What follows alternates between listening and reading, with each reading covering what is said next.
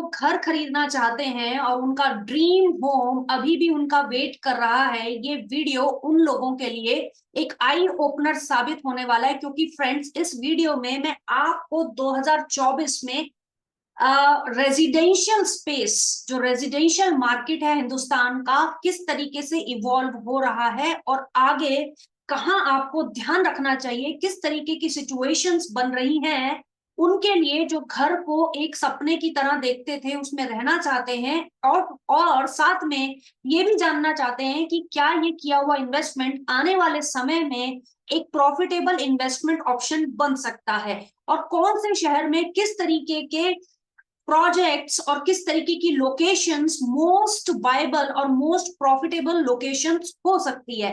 तो यानी real estate के बारे में अगर आपको इन एंड आउट जानना है तो आप इस वीडियो को शुरू से अंत तक देखिएगा।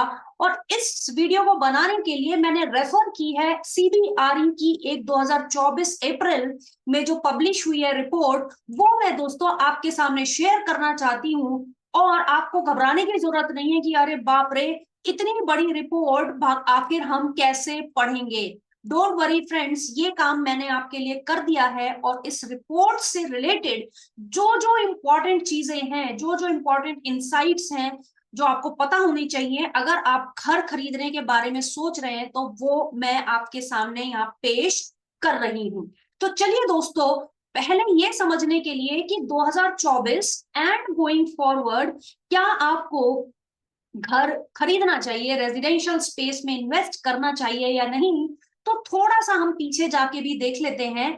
कुछ की पॉइंट्स जो सीबीआरई ने इंडियन रेजिडेंशियल आउटलुक 2024 में हाईलाइट की हैं, वो है number 1, unprecedented numbers both in sales and new launches. तो सेल भी हो रही है और नए नए लॉन्च भी आ रहे हैं 2023 में, जो कि आप क्लियरली यहाँ पर देख सकते हैं कि बहुत सारे बड़े बड़े बैंक्स ने डिसबर्स किया है 2.7 लाख करोड़ ऑफ क्रेडिट। क्योंकि देखिए, रियल एस्टेट चाहे कोई वो बिल्डर है, डीलर है या कोई घर खरीदार है, हिंदुस्तान में क्रेडिट यानी लोन लेकर इस पर्टिकुलर एसेट क्लास में लोग पार्टिसिपेट करते हैं। तो ये देखिए कितना स्टैगरिंग नंबर है। पिछले साल यानी 2023 में या जनवरी 2024 तक अगर आप लगा लें तो 2.7 लाख करोड़ का क्रेडिट इस पर्टिकुलर स्पेस में दिया गया है बैंक्स के द्वारा, राइट। अब दूसरी चीज अगर आप देखेंगे कि क्रेडिट दिया गया है सेल्स के लिए और रेजिडेंशियल एरियाज के लिए, तो दूसरी चीज आप यहाँ देखोगे कि advent of premium and luxury housing market, यानी ये वो सेगमेंट है जो इस तरीके से तेजी से सामने आया है कि लोग हैरान हो गए हैं और भौचक्के हो गए हैं। तो 2023 के दौरान पूरे साल प्रीमियम और लग्जरी रियल एस्टेट सेक्टर ने रजिस्टर किया 75% ईयर ऑन ईयर ग्रोथ, जो अपने आप में बहुत कमाल का नंबर है, राइट। तो इस सेगमेंट को एक अट्रैक्टिव इन्वेस्टमेंट ऑप्शन की तरह से एचएनआई, नॉन रेजिडेंशियल इंडियंस देख रहे हैं और इंडिया में अपना पैसा लगाना चाह रहे हैं। ये कुछ रीसेंट अपडेट्स हैं जो 2023 में हमने ऑब्जर्व की हैं।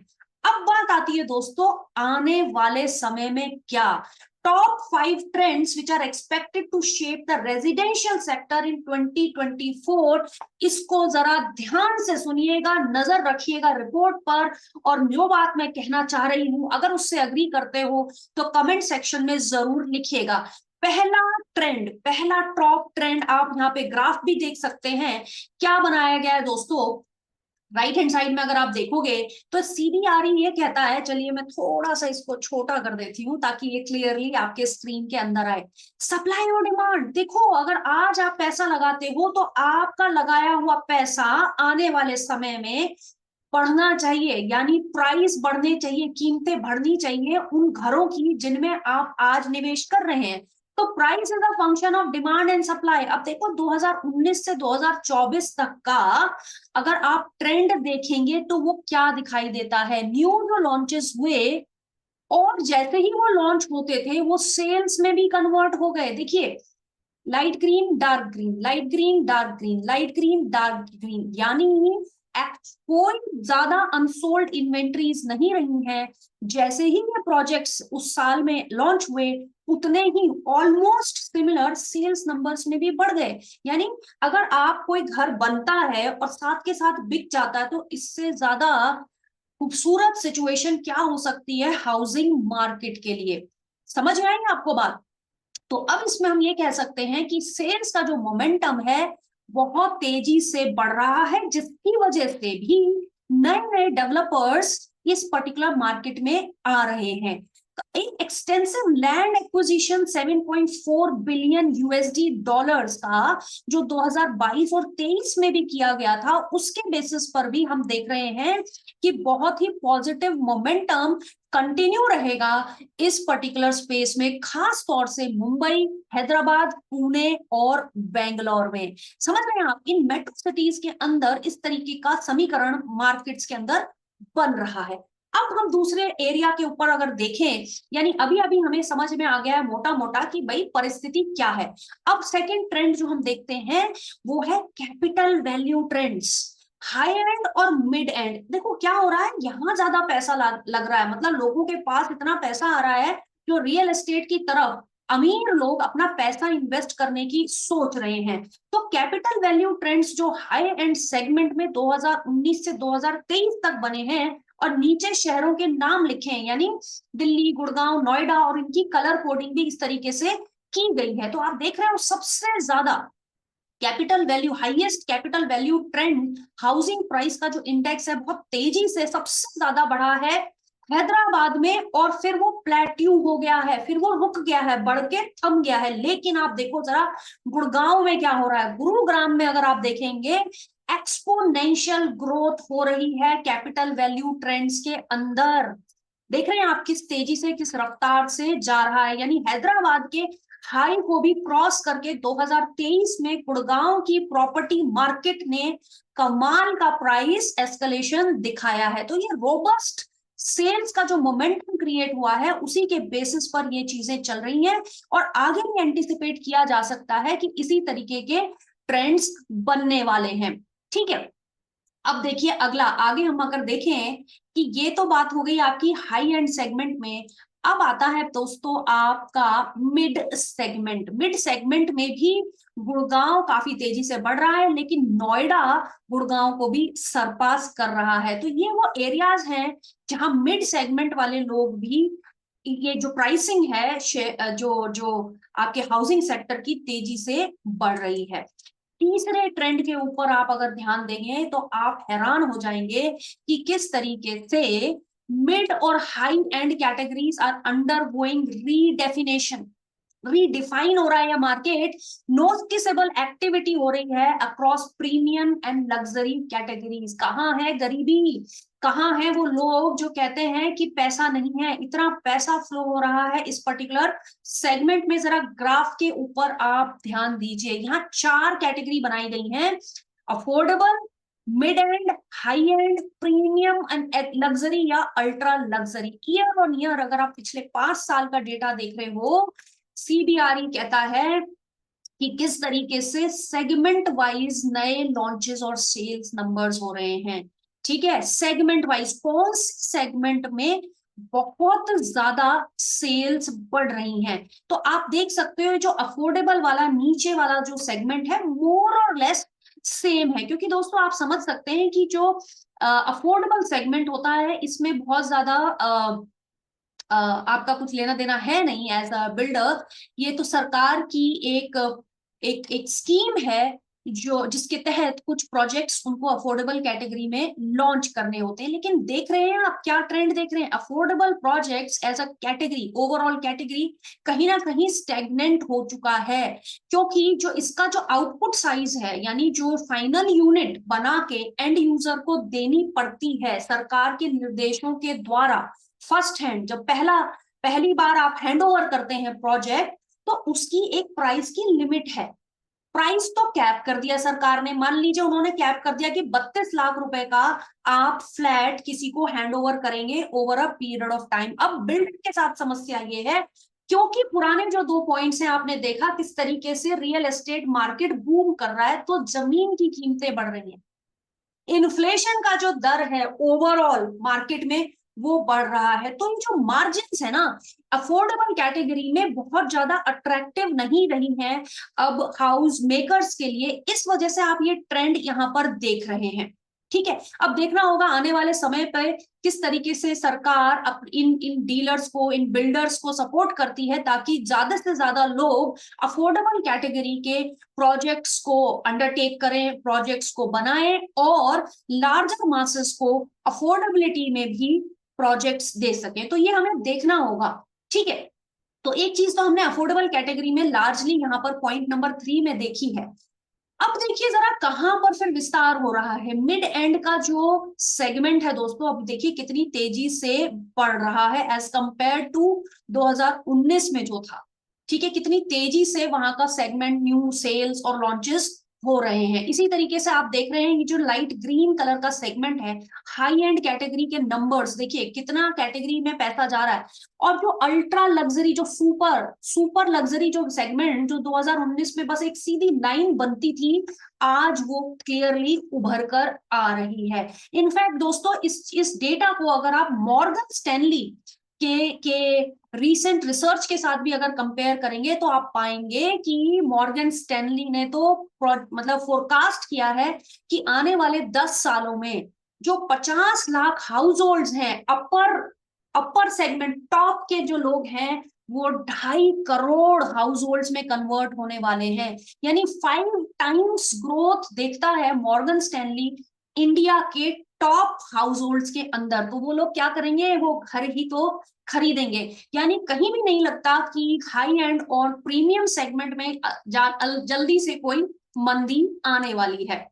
आगे बढ़िए दोस्तों, अगर आप इतना समझ रहे हैं, सेल्स अक्रॉस टिकट साइज, कितने रुपए का घर, अगर आप ये देखोगे 0 से 45 लैक्स तक के ये हैं, 45 लाख से 75 लाख, 75 लाख से 1 करोड़, 1 करोड़ से 1.5 करोड़ एंड सो ऑन। और जो लास्ट सेगमेंट ये पर्पल वाला है, 4 करोड़ से ऊपर वाले घर। यानी टिकट साइज के हिसाब से किस तरीके से आपको ग्रोथ दिखाई दे रहा है। अगेन इसका जो झुकाव है, ओवरऑल जो सेल्स बढ़ रही हैं वो बढ़ रही हैं, लेकिन फिर भी इसमें जो शिफ्ट हो रहा है टुवर्ड्स अल्ट्रा लग्जरी और लग्जरी सेगमेंट की तरफ हमें क्लियरली ये रुझान होता हुआ दिख रहा है। अब दोस्तों सबसे जरूरी बात है पैसा।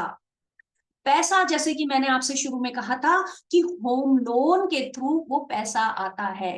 तो अब आप देखो होम लोन का deployment, right, of gross bank credit, यानी बैंक जितना क्रेडिट दे रहा है, लोन दे रहा है अलग अलग सेगमेंट में, उसमें से होम लोन कितनी प्रतिशत बढ़ रही है। अगर वो बढ़ रही होगी तो इसका मतलब क्रेडिट भी अवेलेबल हो रहा है इकोनॉमी में to support the pricing, to support the demand, सारी चीजें जो चल रही हैं उसको सपोर्ट करने के लिए वो पैसा भी क्या अवेलेबल हो रहा है। और आप देखिए किस तरीके से एक्सपोनेंशियली फ्रॉम 2022 से 2023 से लेके 2024 किस दर पर जा रहा है, 35% से भी ज्यादा, करीब करीब 40% जो लोन दे रहा है ना बैंक आज के टाइम में, 40% of that loan is given for housing sector. Credit की अवेलेबिलिटी होना सबसे ज्यादा जरूरी होता है किसी पर्टिकुलर सेक्टर का तेजी से आगे बढ़ने के लिए। और इसको हम एक फैक्ट चेक भी कर सकते हैं कि बैंक क्रेडिट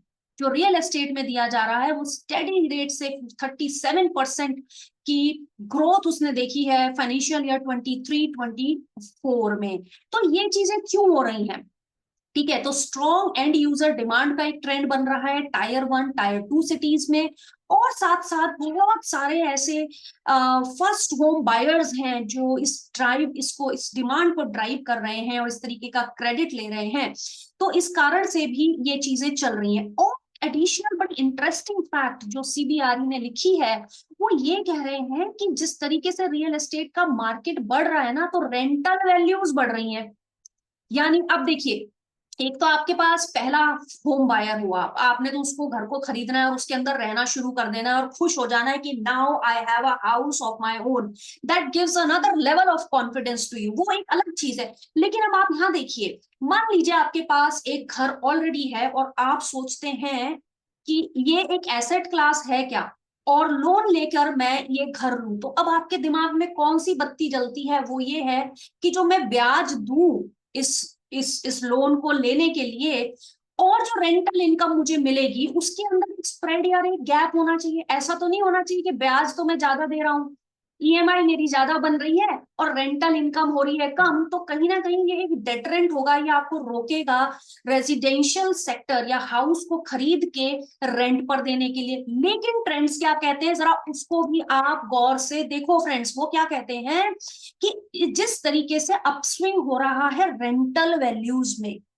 और मैंने आपसे क्या कहा साथ में, क्रेडिट फ्लो हो ही रहा है, क्रेडिट की डिमांड अच्छी खासी है ही मार्केट के अंदर। इन्फ्लेशन इंडिया में relative to rest of the world ठीक है, मतलब ये एक सर के ऊपर से निकलने वाली स्थिति में नहीं है हम इन्फ्लेशन के कॉन्टेक्स्ट में। बेशक हमको महंगाई फील होती होगी, लेकिन relatively we are positioned fine if you compare inflation with the growth rate, क्योंकि इन्फ्लेशन को हमेशा हमें ग्रोथ रेट के साथ जोड़कर देखना चाहिए।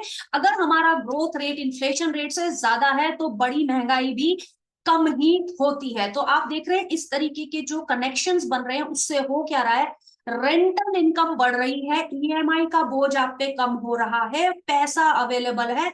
40% क्रेडिट अगर बैंक देने को तैयार है तो कौन रोकता है आपको? All you need to do is take a courage to go and invest into real estate space.